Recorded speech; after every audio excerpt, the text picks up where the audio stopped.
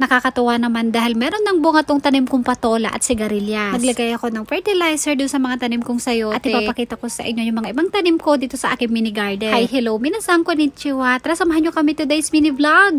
Hello po mga auntie, magandang hapon. Yung damit ko ang dumi pala oh. Kakauwi ko nga lang pala galing ng baito o part-time job. Tapos kanina dito sa labas, nakapagwalis na ako. Kaya tignan nyo naman, wala na mga dahon. Dito kasi sa bakuran namin, ayan, nagsisilaglagan yung mga dahon ng sakura.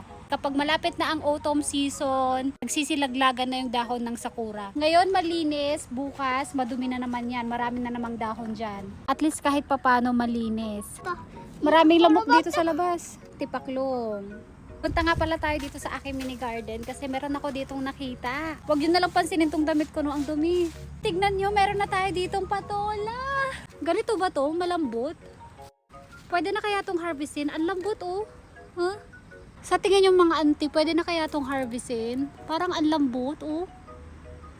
Ang dumi din pala ng kamay ko oh. Ano ba yan? Meron pa ditong patola. Yan, nakakatuwa naman. Ang aking sayote, lumalagpas na. Lagay kita dyan. Ayan, dyan ka gumapang. Meron ako ditong isang sigarilyas. Iisa pa lang, paano natin to harvestin? Gawin ko na lang atang binhi. Ito yung unang bunga ng sigarilyas ko, ibibinhi ko muna. May mga bulaklak pa oh. Nakakatuwa. Meron ulit tayo ditong sigarilyas. Meron ako ditong nakita kanina eh. Ayun, ayan, may mga maliliit pa dito. Meron tayong hintayin na ma-harvest ulit. Maliliit pa tong mga kamoting kahoy ko. Oh. Alam nyo ba kung ano to mga auntie? Ito lang naman yung tinanim ko na luya. Nakakatuwa kasi tumubo. Meron pa dun sa kabila, 2 pirasong puno. Yung mga kangkong ko, eto. Meron din tayo dito mga beetroots. Ang lalaki. Ang taba, ang ganda. Gusto ko ulit magulam ng talbos ng kamote. Wow, ang ganda ng talbos ng kamote natin. Ayan oh, ayan, sarap naman itong isawsaw sa sa bagoong. Ito yung mga sili natin. Siling pahaba na manghang to. Ang daming bunga oh. Itong patola nga pala mga auntie, gagawin kong binhe. Para meron ulit tayong itatanim next year. Ipatuloy muna natin, papalakihin natin ng papalakihin hanggang sa matuyo. Eto mga kalabasa ko, meron na ako na harvest dito na 2. Eto napakalaki. Meron pang bunga na 1, 2, 3. Dito may maliit, bali 4. Punta naman tayo dun sa tanim kong sayote. Maglalagay tayo ng fertilizer.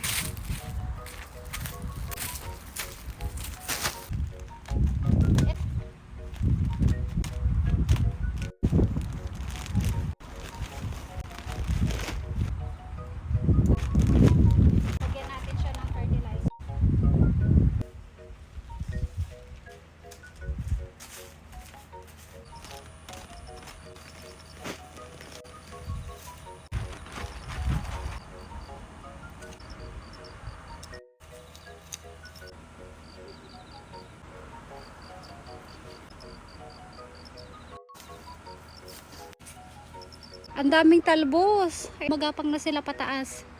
Sa pagtatanim ng sayote, okay lang kahit mabato or matigas yung lupa. Kasi ang sayote mga auntie hindi maselan.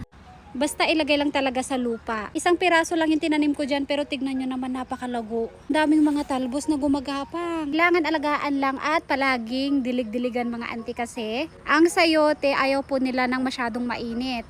Kapag masyadong mainit, malalantayan mga auntie kaya kailangan dilig-diligan.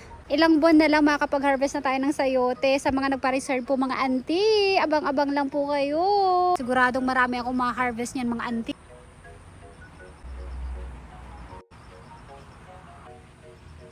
Maglagay pa tayo ng isang fertilizer doon naman sa kabila.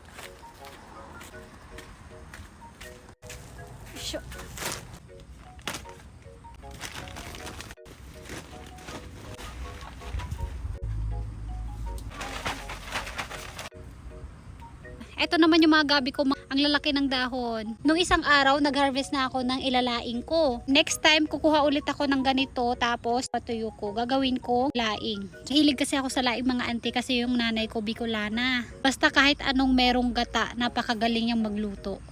Ilang po mga auntie, maraming salamat po sa panonood. Dahil sinamahan nyo ako dito sa aking mini garden. Maliligo mo ng auntie nyo dahil tignan nyo naman ang dungrit-dungrit ko na. Maraming salamat po sa panonood.